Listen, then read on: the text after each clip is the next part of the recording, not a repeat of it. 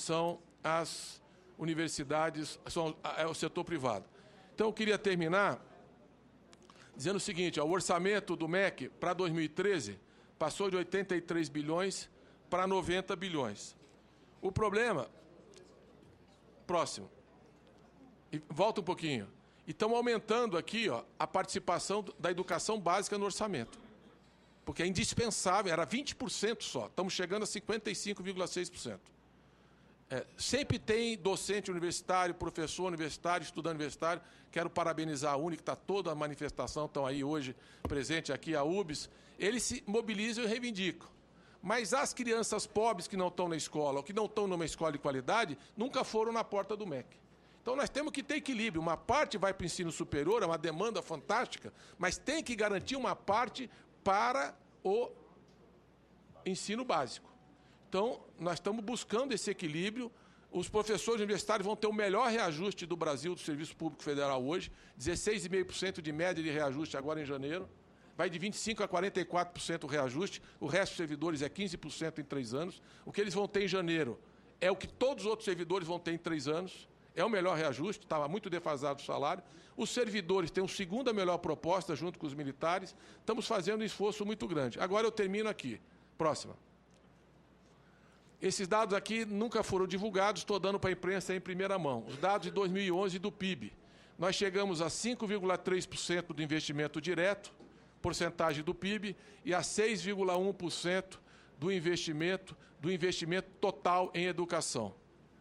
Tá? Estamos aumentando a participação relativa, continuamos uma trajetória fantástica de expansão da participação da educação.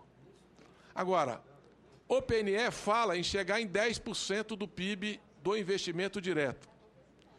Senhor relator, queria aqui, senhor relator Pimentel, que esse é o assunto prioritário da sua relatoria. Porque o relator de mérito aqui na Comissão de Educação, o senador Requião, então essa é uma questão central, que é o financiamento. A Câmara votou 10% do PIB.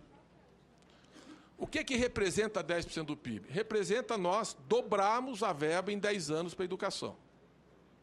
Em valores de hoje, seriam aproximadamente 200 bilhões de reais.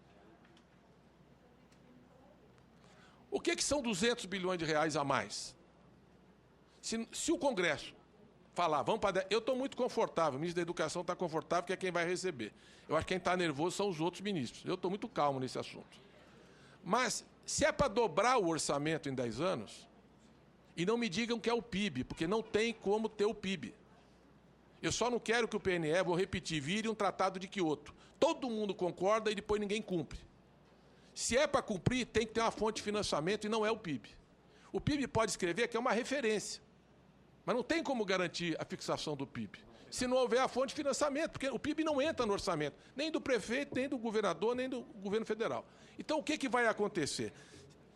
Ou o Congresso cria 5 CPMFs, e aí tudo bem, nós vamos chegar a 10% do PIB. Vai criando a cada 2 anos uma CPMF.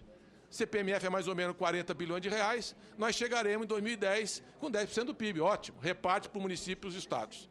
Ou então, o que o Congresso está dizendo hoje é que o prefeito que recebe 25% do seu orçamento, em 10 anos vai ter que ir para 50%. Alguém acredita que isso vai acontecer? Me desculpe, eu sou ministro da Educação, acho ótimo que a gente tenha o compromisso de priorizar a educação, aumentar, mas eu não vejo viabilidade nessa proposta. O governador vai aumentar de 25% do PIB, de 25% da receita do orçamento para 50%, vai cortar da segurança, da saúde, do transporte. Não há como fazer isso. A União vai aumentar de 18% para 36%, vai colocar mais um MEC dentro do MEC, tirando da onde? Então o Congresso tem que dizer de onde vai tirar. E não simplesmente dizer que nós vamos chegar, sem dizer como nós vamos chegar. Então, qual é o caminho que nós estamos defendendo?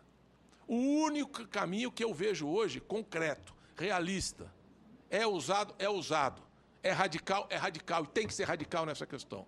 Qual é o caminho? É pegar todos os royalties do petróleo, todos, pré-sal, pós-sal, concessão, todos os royalties, e dizer o seguinte, a prioridade é a educação, porque é a prioridade desse país. Porque o petróleo é uma riqueza não renovável. As novas gerações não terão acesso às fontes de petróleo. Não haverá petróleo. Qual é o Brasil pós-petróleo?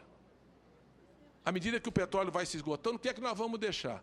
Eu me lembro que eu fui visitar a Serra do Navio, há 30 anos atrás, era uma mina de manganês, era uma cidade fantástica. Hoje tem um buraco e não tem nada lá. O que ficou pós a mina de manganês no Amapá? É os royalties que tem que preparar. Então, como é que nós vamos preparar o futuro? Porque os estados, os países que são grandes produtores de petróleo, Iraque, Irã, Arábia Saudita, Líbia, Congo, é só olhar o que aconteceu historicamente. Não são países que são exemplo de desenvolvimento. Eu me lembro quando a Venezuela descobriu os grandes campos de petróleo junto com a Noruega, nos inícios dos anos 70. O Celso Furtado escreveu um livro e disse assim: a Venezuela é o primeiro país que pode ser desenvolvido na América Latina ou não.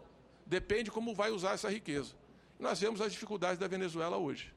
A Noruega criou uma poupança a longo prazo, priorizou, condicionalizou a aplicação dos seus recursos para as suas necessidades. E é o país com um dos melhores IDHs do mundo.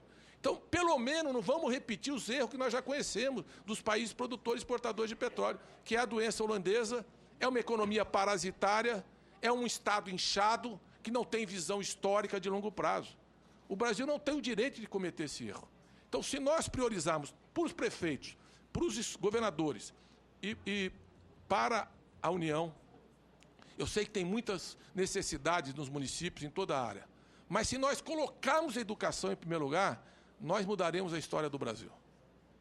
E eu acho que esse Congresso deixará um legado que vai ser lembrado por muitas décadas, porque será uma decisão histórica que vai mudar a história do Brasil, porque o dia que o Brasil resolver essa questão da educação universal de qualidade e cumprir todas essas metas ambiciosas, algumas hoje nós estamos muito longe de chegar próximo, para não virar um tratado de Kyoto, mas virar um compromisso que cada sala de aula, que cada prefeito, cada governador e que o governo federal vai cumprir integralmente, o Congresso precisa dizer de onde vem o recurso. Eu só vejo uma fonte que é 100% dos royalties do petróleo. E essa é a posição da presidenta. Ela está disposta e está reafirmando esse compromisso.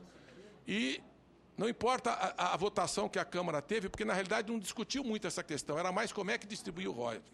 Eu acho que o Senado, no PNE, pode mostrar qual é o caminho.